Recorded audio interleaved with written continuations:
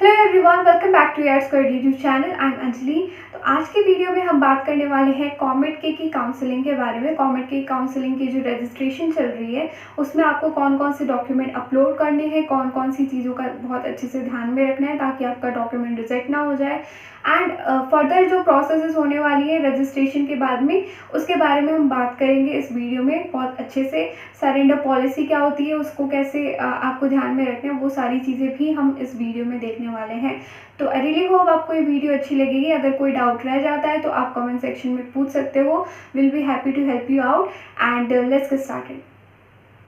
Okay, तो as you can see मैं ये पीडीएफ लेके आई हूँ आपके लिए, जो कि ऑनलाइन काउंसलिंग जो हो रही है कॉमेट की उसके लिए है। ठीक है, तो इसमें हम ये देख रहे हैं कि सबसे पहले तो ये लिखा हुआ है कि who is eligible to participate. ठीक है, कौन एलिजिबल है? जो कि कॉमेट के इंजीनियरिंग एंट्रेंस एग्जाम का जिसके पास रैंक कार्ड है 2021 का और उसने 12th का इक्विवेलेंट एग्जाम या 12th का एग्जाम पास आउट किया है। ये सारी चीज़ें आपको पता है, राइट। काउंसलिंग का ओवरव्यू हम देख लेते हैं एक बारी। क्या होता है कि रजिस्ट्रेशन आप करोगे जो कि अभी चल रहा है, तो 2000 रुपीज़ की पेमेंट आपको करनी होती है। उसके बाद आप डॉक्यूमेंट को वेरीफाई करवाने के लिए अपलोड करोगे अपने डॉक्यूमेंट्स, एंड जब ये डॉक्यूमेंट्स सक्सेसफुली वेरीफाई हो जाएंगे तो आप राउंड 1 के लिए एलिजिबल हो जाओगे।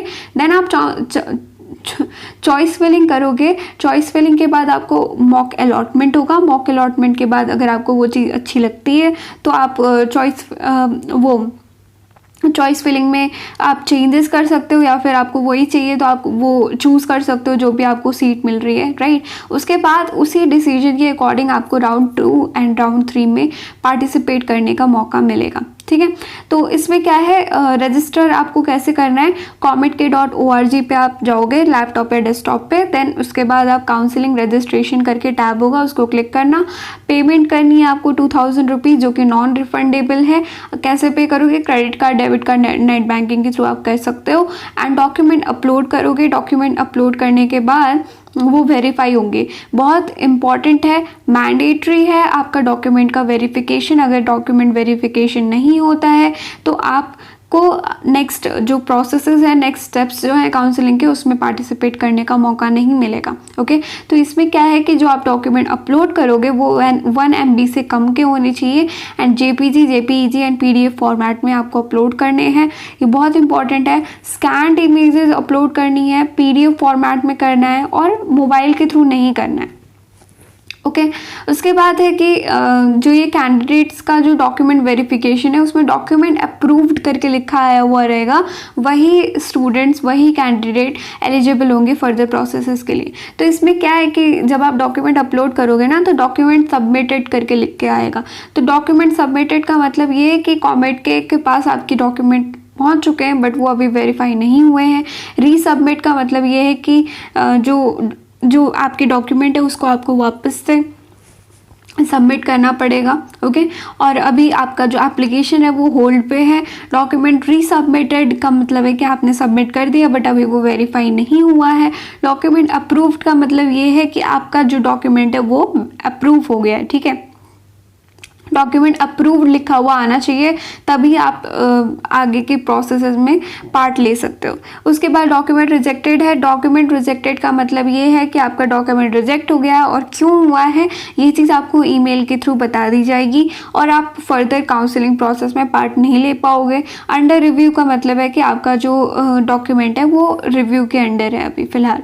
ओके, तो अब क्या है कि डॉक्यूमेंट अप्रूव, यहाँ पे बार बार ये चीज़ लिखी जा रही है कि डॉक्यूमेंट अप्रूव्ड अगर टर्म आ जाता है उसके बाद ही आप चॉइस फिलिंग कर सकते हो, जो कि बाद में होगी। ओके, देन आगे बढ़ते हैं। अपलोड क्या करना है आपको डॉक्यूमेंट उस चीज़ पे। तो इसमें 3 चीज़ें हैं, एक तो है जनरल मेरिट सीट और दूसरा है HKR रीजन की सीट एंड तीसरी है तुलु और तेलुगु की सीट। ठीक है, तो जो जनरल मेरिट सीट है इसमें जो भी कोई HKR तुलु और तेलुगु में नहीं आता है वो सारे जनरल मेरिट सीट में आते हैं। ठीक है, तो इसमें क्या है कि कैंडिडेट की ओरिजिनल ID प्रूफ चाहिए। इसमें आप कुछ भी दे सकते हो, PAN card, passport, voter ID, driver licence, ऐसा कुछ भी दे सकते हो। और डेट ऑफ बर्थ का प्रूफ चाहिए, तो उसमें क्या है कि 10th की मार्कशीट आप दे देना, सबसे ईजी है। और बाकी जो भी अगर आपके पास है जो यहाँ पे मैंशनड है उनमें से कोई भी चीज़ आप दे सकते हो। उसके बाद है पीयूसी 12th स्टैंडर्ड और इक्विवेलेंट मार्क्स का।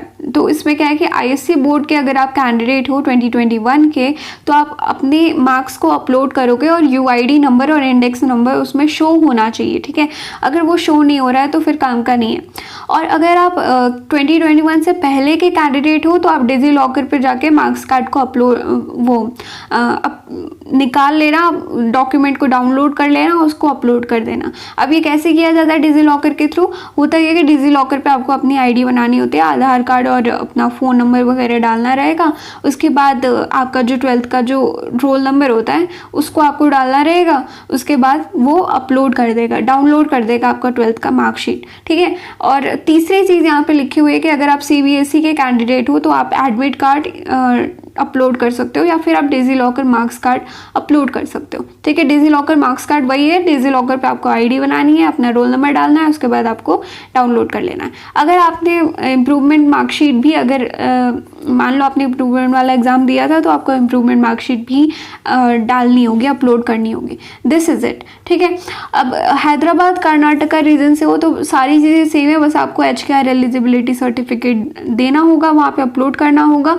और अगर तुलु तेलुगु सीट से हो तो आपको यहाँ पे कर्नाटका का डोमिसाइल सर्टिफिकेट चाहिए, तेलुगु मदर टंग की सर्टिफिकेट चाहिए, स्टडी प्रूफ चाहिए कर्नाटका का, ठीक है।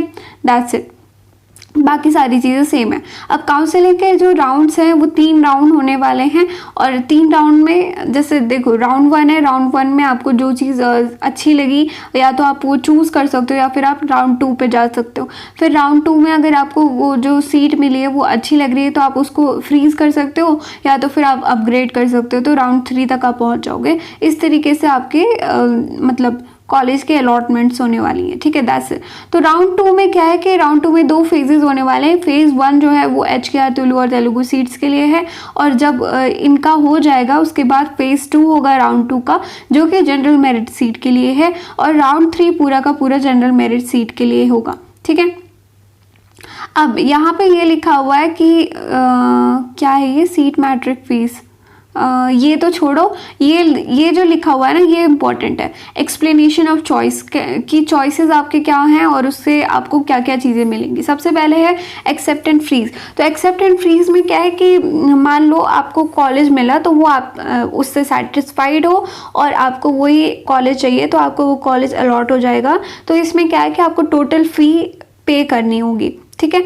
और एक्सेप्ट एंड अपग्रेड अगर आप करते हो तो आपको जो कॉलेज मिल रहा है वो आपको अच्छा लगा है, आप सेटिस्फाइड हो, बट आप नेक्स्ट राउंड के लिए भी पार्टिसिपेट करना चाहते हो तो इसमें भी आपको टोटल फ़ी जो है अलॉटेड कॉलेज की वो पे करनी होगी, बट वो रिफंड हो जाएगी। तो डोंट वरी अबाउट फ़ी, ठीक है, वो रिफंड हो जाएगी।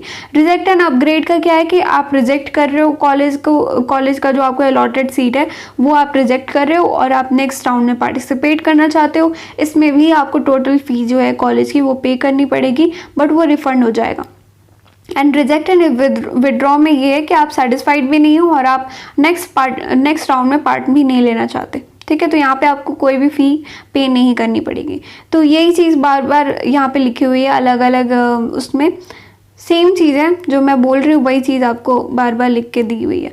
अब ये सरेंडर पॉलिसी क्या है? सरेंडर पॉलिसी इंपॉर्टेंट है। इसमें लिखा है कि any candidate who has accepted a seat during round 1 और 2 can surrender there seat with in the time period mention in counselling schedule for seat surrender. इसमें क्या है कि सर्टेन टाइम पीरियड होगा राउंड 1 और राउंड 2 के बाद जिसमें आप अपनी सीट को सरेंडर कर सकते हो। तो इसमें क्या है कि आप अपना जो नेक्स्ट राउंड है उसमें भी आप पार्ट नहीं ले पाओगे और आपका जो फ़ी है वो रिफ़ंड कर दिया जाएगा। लेकिन अगर आप राउंड 3 तक पहुंच जाते हो तो राउंड 3 के बाद कोई भी सरेंडर की फैसिलिटी नहीं है एंड कैंडिडेट को अपना अलॉटेड कॉलेज जो है वो ज्वाइन करना पड़ेगा और फ़ी भी रिफ़ंड नहीं होने वाली है, ठीक है।